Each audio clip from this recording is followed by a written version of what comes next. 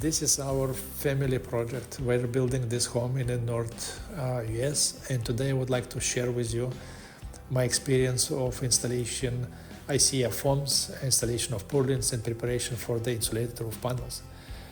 If you didn't see our previous video, we use very interesting, unique product for this job site.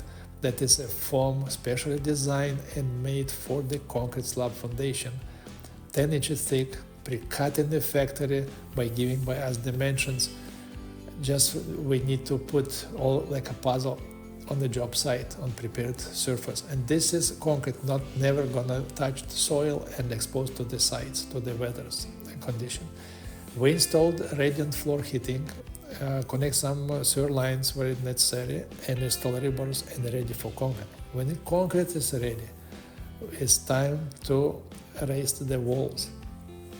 For this job site, we decided to go with the ICF foams instead of the lumber because of that size of the construction, and I would be not able to lift the walls and do it myself, all this framing and so on.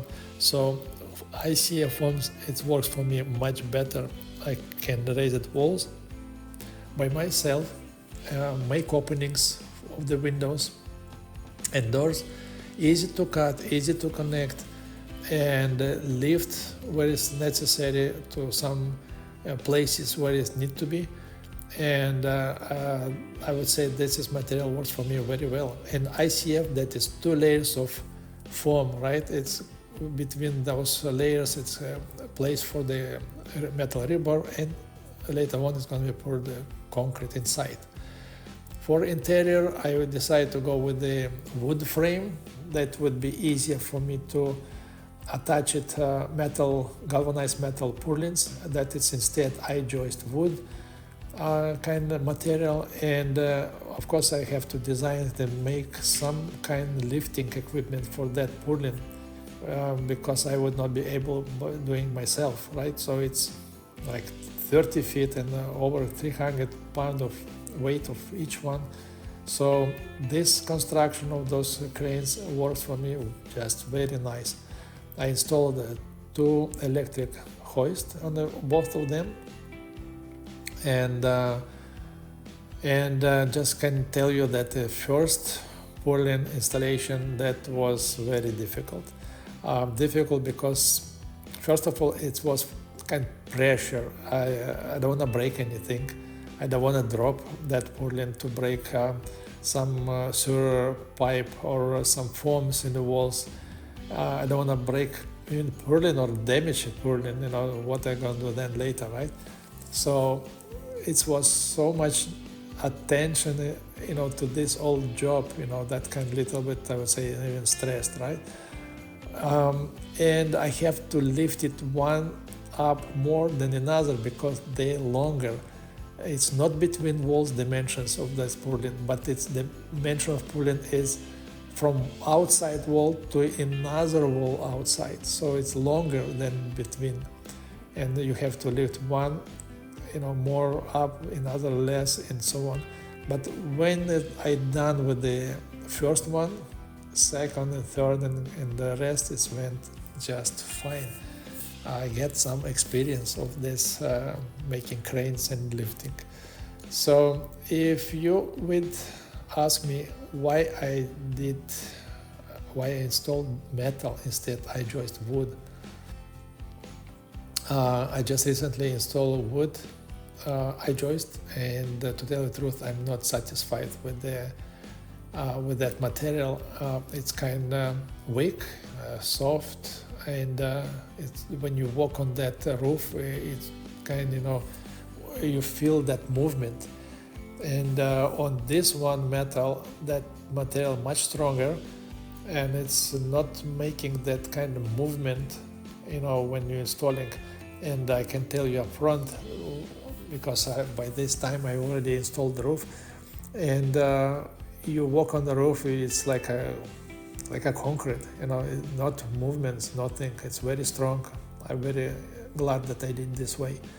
And price-wise is not I assume it's not even higher, that wood joists. I don't know why they're so expensive. And second, it's also because I will install on top of those purlins, insulated roof panels, I have to drill with the self-drilling screws, installing or attaching those panels to those purlins, so make very good connection. So this one works for me better than I joist wood, construction, that part.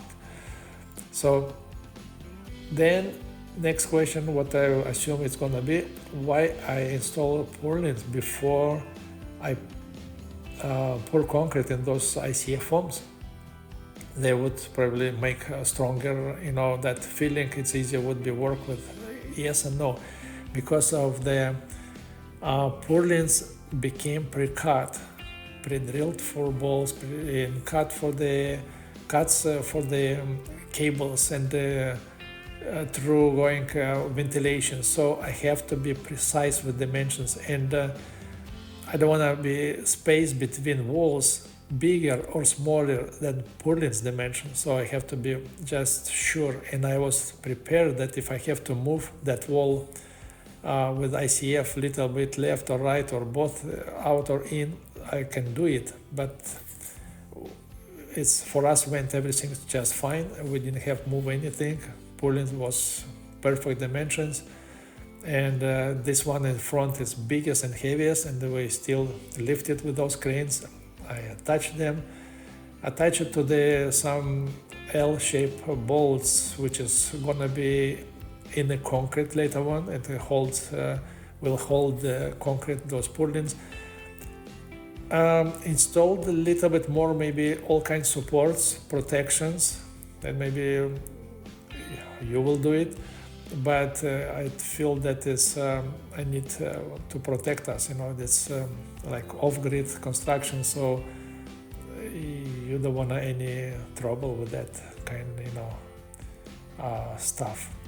So here we lifting last few purlins, and I can tell you that I have experience of building few homes in Europe and a few homes here, and this one construction site is kind of hybrid, that between European and American way. That's that concrete and metal and wood, everything together.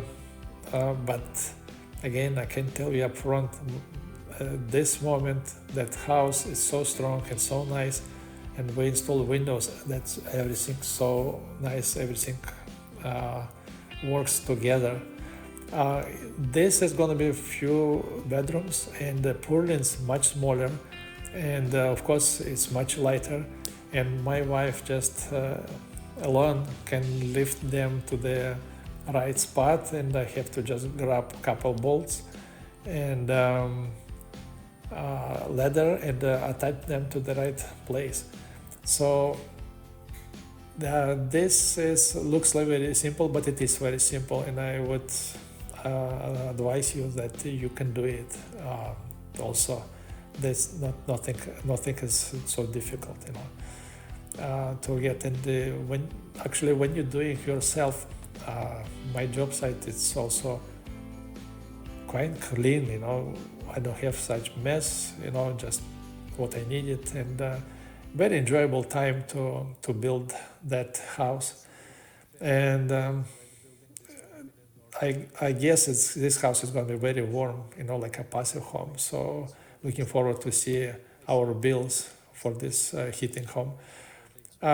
Concrete, it's arriving to the job site. It's exactly when it's snow show up. So that, but we still decide to pour the concrete because of the insulation on the sides will not damage freeze, that not going to reach concrete. It's going to be just fine. We're going to cover it with the blankets from the top, and even 16 feet tall walls we also put in one day, just in few stages, and that's it.